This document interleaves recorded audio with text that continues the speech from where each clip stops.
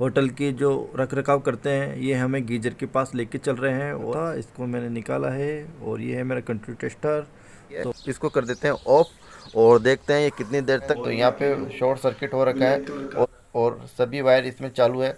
इस इनका वायर है, इसको हम काटेंगे तभी हमारे ये गीजर में निकल रहा है, उसमें हम टेपिंग कर लेंगे। तो दोस्तों ये है अर्थिंग का वायर। अर्थिंग की वायर की हालत ख़राब है। हाय दोस्तों, कैसे हो आप लोग? उम्मीद करता हूँ आप सभी अच्छे होंगे और आपकी दुआ से मैं भी अच्छा हूँ।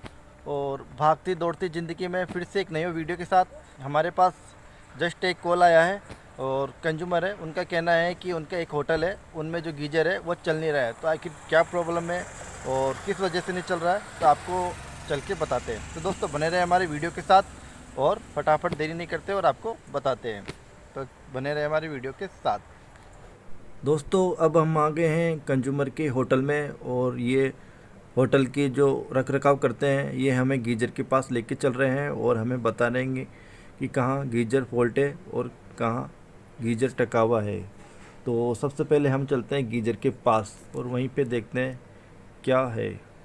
तो दोस्तों ये है गीजर इस होटल का और स्विच बोर्ड है वो भी यहीं पे ही है, जो कि दो सॉकेट है और ये लगा हुआ है। और इन्होंने इस तरीके से टेपिंग कर रखी है जो कि बहुत ही गंदी तरीके से है। चलो कोई दिक्कत नहीं, हमें हाल फिलहाल हमें गीजर को चेक करना है। तो सबसे पहले ये गीजर की 3 पिन टॉप है, इसको हम बाहर निकाल लेते हैं और हम चेक करते हैं कंटिन्यूटी टेस्टर से, जिससे हमें पता चलेगा गीजर फॉल्ट है या नहीं। तो इस वीडियो है थोड़ा मैं फास्ट कर देता हूँ और कंटिन्यूटी टेस्टर से इसको मैं चेक कर लेता हूँ।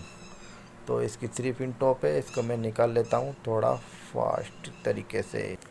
तो दोस्तों कंटिन्यूटी टेस्टर से हम चेक करते हैं। यहाँ पे मैंने वीडियो कर दिया थोड़ा सा फास्ट, यहाँ पे बहुत ज़्यादा जाम हो रखा था, इसको मैंने निकाला है और ये है मेरा कंटिन्यूटी टेस्टर। तो कंटिन्यूटी टेस्टर से बिल्कुल ओके है हमारा गीजर और इसमें कोई सी प्रकार की कोई प्रॉब्लम नहीं है। अब जो है वो स्विच बोर्ड के अंदर है, वो हम इस टेस्ट लैंप के माध्यम से हम चेक करते हैं सबसे पहले स्विच बोर्ड को। दोस्तों यहाँ पे मैंने जो स्विच बोर्ड है उसके ऊपर मैंने डबल टेस्ट लैंप है इस सॉकेट के अंदर मैंने लगा लिया है। और उसके बाद हम स्विच बोर्ड को है वहाँ पे स्विच को ऑन करेंगे। तो स्विच को ऑन होने पर हमारा ये टेस्ट लैंप ग्लो हो जाता है, तो हम ये समझेंगे हमारा ये सॉकेट बिल्कुल ओके है और स्विच हमारा बिल्कुल ओके है। यदि टेस्ट लैंप ग्लो नहीं होता है तो हम इस स्विच बोर्ड को खोलेंगे जो हमारा सॉकेट है। तो दोस्तों हमारे जो यहाँ के वर्कर है उन्होंने इस स्विच को अंदर से ऑन किया तो भी हमारा ये बल्ब है ग्लो नहीं हुआ। तो अब प्रॉब्लम है कि इस गीजर में प्रॉब्लम नहीं है। अब हम इसकी सॉकेट है इसी को हम खोलते हैं। यहाँ पे जो सॉकेट है इसके पास का जो सॉकेट है दोस्तों उसको भी हम एक बार चेक कर लेते हैं, शायद उसके अंदर सप्लाई चालू हो। तो दोस्तों इसका पास का सॉकेट है उसमें भी सप्लाई चालू नहीं है। तो अब हम चलते हैं इसके दोनों सॉकेट है इनके स्विच के पास। तो हो सकता है हमें वो स्विच है वो जला मिल जाए या वो स्विच है वो हार्ड चलता हुआ मिल जाए। तो स्विच के पास चलते हैं तभी हमें वो पता चलता है आगे क्या प्रॉब्लम है। उसके बाद हम चलते हैं एमसीबी बॉक्स के पास।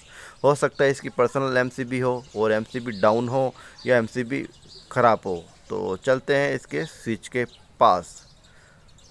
तो दोस्तों ये है हम स्विच के पास आ गए, गीजर के स्विच के पास। और जैसे कि मैं हाथों से देख पा रहा हूँ बहुत ही स्मूथली ये स्विच चल रहा है। तो मेरी नज़र में ये स्विच हाल फिलहाल सही है।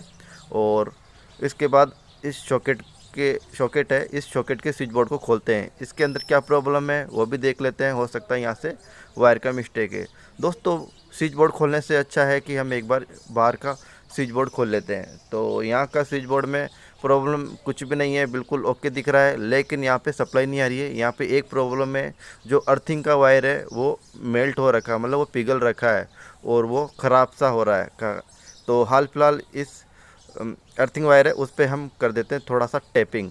ओके दोस्तों अब हम इस 3 पिन टॉप है उस पर भी कर देते हैं टेपिंग और इस अर्थिंग वायर है इस पर भी कर देते हैं टेपिंग। तो दोस्तों मैंने इस अर्थिंग वायर पे येलो कलर की टेपिंग कर दी है और काफ़ी अच्छी तरीके से जितना हो सकता है।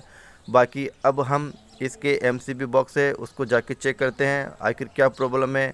और दोस्तों यहाँ पे फेस तो आ नहीं रहा है और न्यूट्रल का भी कह नहीं सकते कि न्यूट्रल आ रहा है या नहीं आ रहा है। तो दोस्तों अब हम इस स्विच बोर्ड को कर दिया हमने यहाँ पे फिक्स।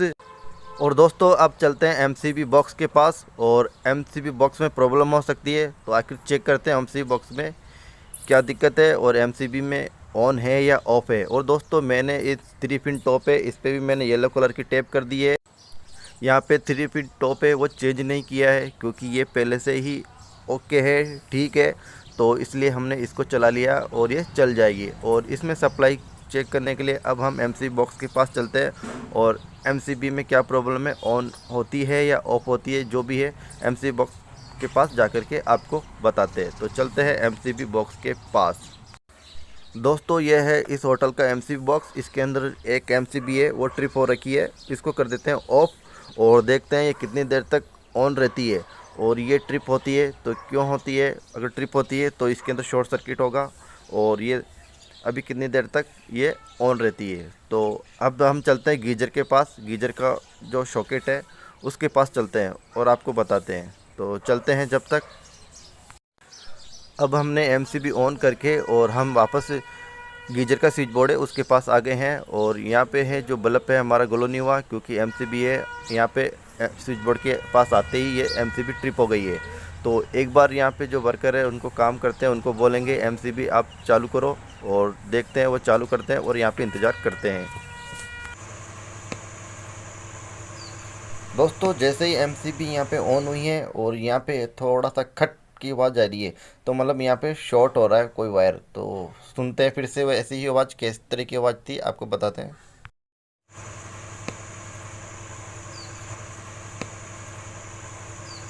दोस्तों ये आवाज़ है जो कट की आवाज़ हो रही है और यहाँ पे वायर शॉर्ट हो रहा है और उसी से ये एमसीबी ट्रिप हो रही है। तो अब इस स्विच बोर्ड के पीछे की तरफ चलते हैं और बताते हैं। दोस्तों अब हम इस स्विच बोर्ड की पीछे तरफ भी आ गए और यहाँ पे हमने देखा तो ये सीलिंग रोज है और इस सीलिंग रोज को खोल के देखते हैं और इसमें क्या प्रॉब्लम है। इसी के अंदर अगर कोई वायर आपस में शॉर्ट हो रहा है और चिपक रहा है तो उसको हम हटा देंगे और सबसे पहले इसको खोल के देखते हैं। तो दोस्तों हमने इसको खोल के देख लिया है और खोल के देखने पर यहाँ पे कंडीशन है बहुत ही ज़्यादा बेकार है और यहाँ पे बिल्कुल ब्लैक ब्लैक सा हो रखा है। तो यहाँ पे शॉर्ट सर्किट हो रखा है और वायर है वो यहीं से ही पिघल रहा है। एक वायर है वो हमें दिख रहा है, इसमें कुछ वायर पिघल भी रहे हैं। तो यहाँ पे ब्लैक ब्लैक हो रखा है, तो यहाँ पे वायर आपस में चिपक रहे हैं। तो यही कारण है, इस वजह से एमसीबी है वो ट्रिप हो रही है। तो दोस्तों अब हम इस सभी वायर है उसको हम अलग करते हैं और यहाँ पे 3 फेस है और अभी रात का भी समय है और हमें चालू लाइन में काम करना है। तो 3 फेस से काफ़ी संभल करके काम करना पड़ता है और सभी वायर इसमें चालू है। इसमें से एक वायर है जो कि अर्थिंग का, ग्रीन कलर का अर्थिंग का वायर है, वो बिल्कुल ही मेल्ट हो चुका है, मतलब वो पिघल चुका है। और इसमें फेस वायर है उस पर भी कट लग चुके हैं, जो फेस वायर है वो भी कई जगहों से कट चुके हैं। तो इसमें 3 फेस भी है और 3 फेस में काफ़ी संभल करके काम करना पड़ता है। तो ये है दोस्तों, देख पा रहे हो ये अर्थिंग का वायर है और अर्थिंग का वायर बिल्कुल पिघल चुका है और ये किसी और वायर से, न्यूट्रल से, फेस से चिपक गया और यही कारण था। इसी की वजह से जो हमारी एमसीबी ट्रिप हो रही है और इसी की वजह से जो हमारा गीजर के 2 सॉकेट है वो दोनों नहीं चल पा रहे हैं। तो गीजर के सॉकेट भी ओके हैं और गीजर के जो स्विच है वो भी ओके हैं और एमसीबी भी बिल्कुल सही है, लेकिन फॉल्ट है वो यहाँ पे ही है। और यहाँ पे हाल फिलहाल सभी वायर को हम अलग कर देंगे जिससे कि दोबारा शॉर्ट सर्किट ना हो और कभी सावधानी पूर्वक कहीं पे कट लगना नहीं चाहिए, नहीं तो न्यूट्रल और फेस प्लायर से टच हो गया तो पूरी घर की लाइट जा सकती है, मतलब पूरी होटल की लाइट जा सकती है। एक फेस यहाँ से शॉर्ट हो जाएगा। ये बाथरूम का पॉइंट है, हम बाथरूम के अंदर हैं यहाँ पे। तो यहाँ पे सभी वायर को हम अलग करने की कोशिश करेंगे जितना हो सकता है। यहाँ पे कुछ वायर है छुल भी गए हैं जो कि जल चुके हैं और ऐसी स्थिति में दोस्तों खतरा हो भी सकता है और नहीं भी हो सकता है क्योंकि काफ़ी रिस्की पॉइंट है। और यदि आपको इलेक्ट्रिशियन का अनुभव है तो भी आपको काफ़ी संभल के और सावधानी पूर्वक काम करना पड़ेगा। और दोस्तों यहाँ पे यदि आपको इलेक्ट्रिशियन का अनुभव है तो भी इसी काम को छेड़े, अन्यथा ऐसे काम को छेड़ना बहुत ही नुकसानदायक हो सकता है क्योंकि कई चीज़ें हैं, उपकरण है वो शॉर्ट हो सकती है और 3 फेस है और हमें इसका हर्जाना काफ़ी महंगा पड़ सकता है। तो दोस्तों यहाँ पे हैं जो वायर है वो सभी को मैंने अलग अलग कर लिया है, जितना हो सकता है उतना मैंने अलग कर लिया है। और इसमें से जो अर्थिंग का वायर है वो हमें चेंज करना पड़ेगा और इसके अंदर जो फेस वायर है वो भी हमें चेंज करना पड़ेगा क्योंकि चेंज करेंगे तभी ये सक्सेस होगा। यहाँ पे जो अर्थिंग का वायर है काफ़ी तरीके से पिघल चुका है, उस वायर को हम थोड़ा सा अलग कर देंगे और उसी को है जहाँ से जो चिपक रहा है रेड मतलब लाल कलर वायर से, उसको हम यहाँ से हटा देंगे। और उससे है कि अर्थिंग के अंदर दोबारा करंट ना आए। अर्थिंग के अंदर कहीं ना कहीं इसको करंट मिल रहा है, जिससे ये अर्थिंग है का वायर है वो पिघल चुका है। और ये अर्थिंग का वायर जिस अनुसार ये पिघल चुका है उस अनुसार ये लगता है कि ये अर्थिंग का वायर नोकल कंपनी का रहा है। और अब हम अर्थिंग का वायर को हम यहाँ से काट लेते हैं, क्योंकि अर्थिंग का वायर है इसको हम काटेंगे तभी हमारे ये गीजर में शॉर्ट सर्किट ना हो दोबारा। और हाल फिलहाल इस अर्थिंग के वायर को काट के हम अलग कर देते हैं। तो दोस्तों हमने अभी अर्थिंग के वायर को हमने यहाँ से काट लिया है और थोड़ा और बचा हुआ है उसको भी हम काट लेते हैं, क्योंकि अर्थिंग का वायर है दोबारा प्रॉब्लम करेगा। उसके बाद जो फेस वायर है और न्यूट्रल वायर है जो निकल रहा है उसमें हम टेपिंग कर लेंगे। तो दोस्तों ये है अर्थिंग का वायर, अभी जितना निकला है इस तरीके की अर्थिंग की वायर की हालत ख़राब है। और अंदर भी ये अर्थिंग का वायर काफ़ी अंदर से जल रखा होगा पाइप के अंदर, लेकिन जो हमें यहाँ से दिखा है जो यहाँ से वायर शॉर्ट हो रहा है वहाँ से तो हमने यहाँ से निकाल लिया है।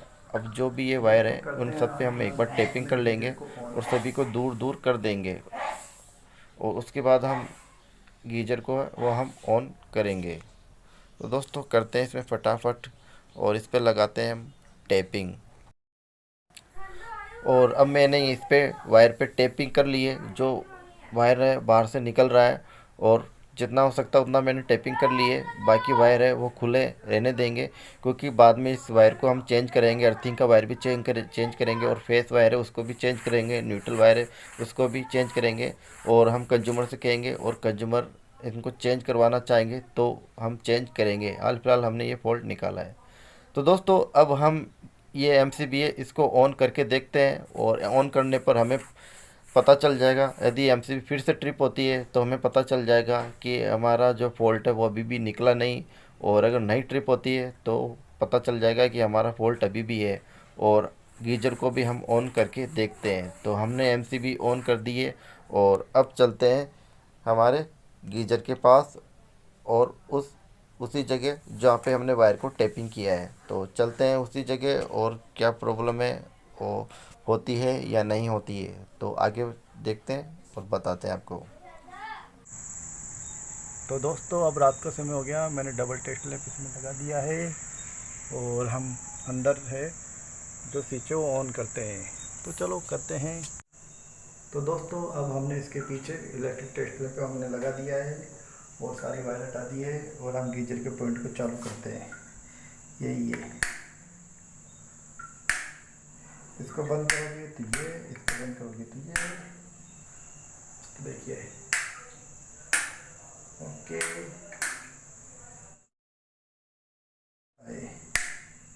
गीजर में दोस्तों हमारा गीजर बिल्कुल ओके हो गया।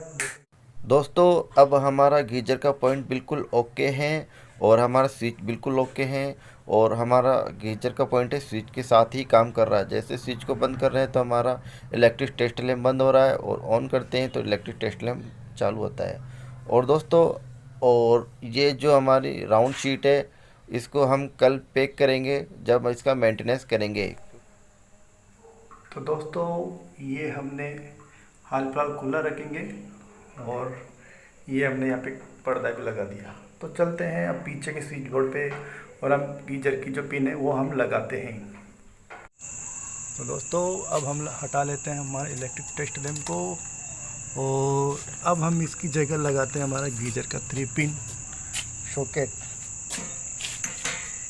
और इस स्विच बोर्ड को कर देते हैं फिट, या फिर कल ही हम आएंगे तो इसका तार भी चेंज करना पड़ेगा।